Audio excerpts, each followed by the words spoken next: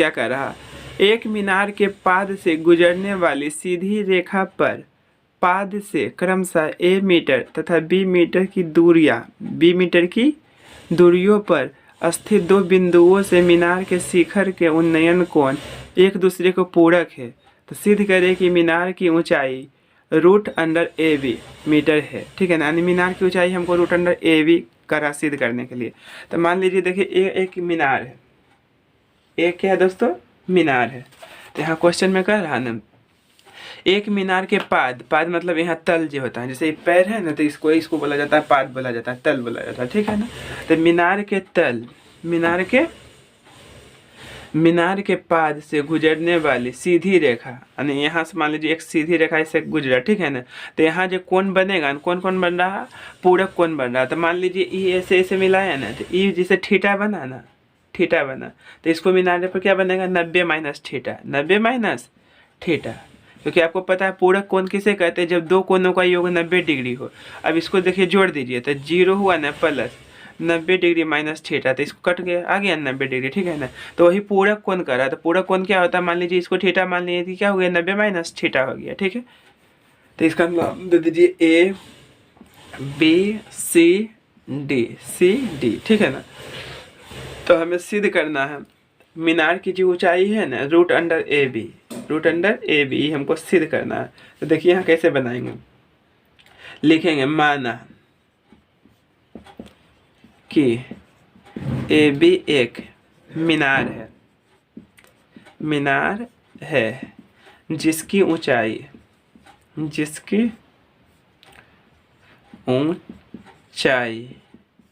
बराबर h metre. क्या मान लिए ऊंचाई दोस्तों, इसको h मान लिए। ठीक है ना, यहाँ से यहाँ तक जो ऊंचाई है ना, इसको हम ऊंचाई को h मान लिए। माना कि AB एक मीनार है जिसकी ऊंचाई h है। क्या है दोस्तों, h है। ठीक है, हमें सिद्ध करना है।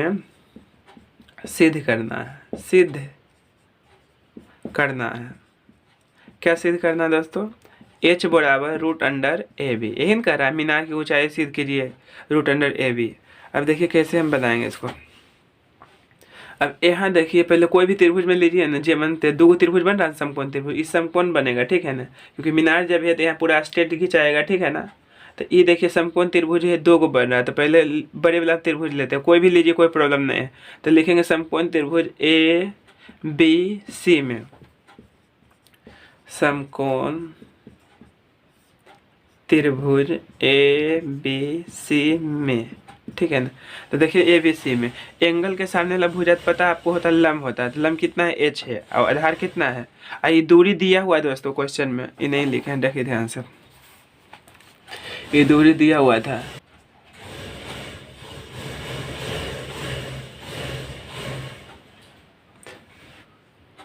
एक मीनार के पास से गुजरने वाली सीधी रेखा पर पाद से क्रमशः A मीटर तथा B मीटर की दूरियों पर स्थित दो बिंदुओं से मीनार के शिखर का उन्नयन कोण पूरक कोण है। एक दूसरे क्या है, पूरक कोण है।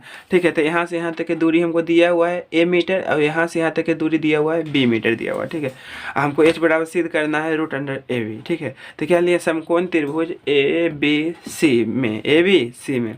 ठीक है, तो एंगल के सामने वाला भुजा लंब होता है। तो यहाँ लंब बटा आधार, आपको पता है क्या होता है, tan थीटा। थीटा कितना कोण बन रहा है, 90 डिग्री माइनस थीटा बराबर लंब। तो लंब क्या है दोस्तों, AB है, और आधार कितना है, आधार हमको क्या है यहाँ पे BC है। टोटल बड़का त्रिभुज ने लिए ABC। ठीक है, तो लंब बटा आधार tan थीटा।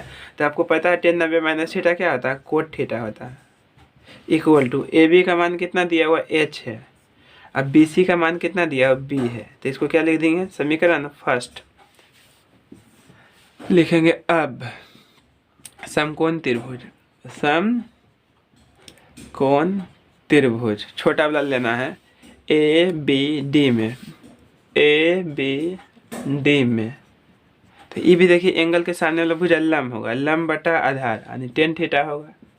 थीटा यहाँ पर थीटे है, tan थीटा लंब बटा आधार, लंब क्या है AB, और आधार कितना है BD। तो tan theta equal to AB का मान कितना है h है, और BD का मान कितना है A है। इसको क्या मान लिए, समीकरण 2।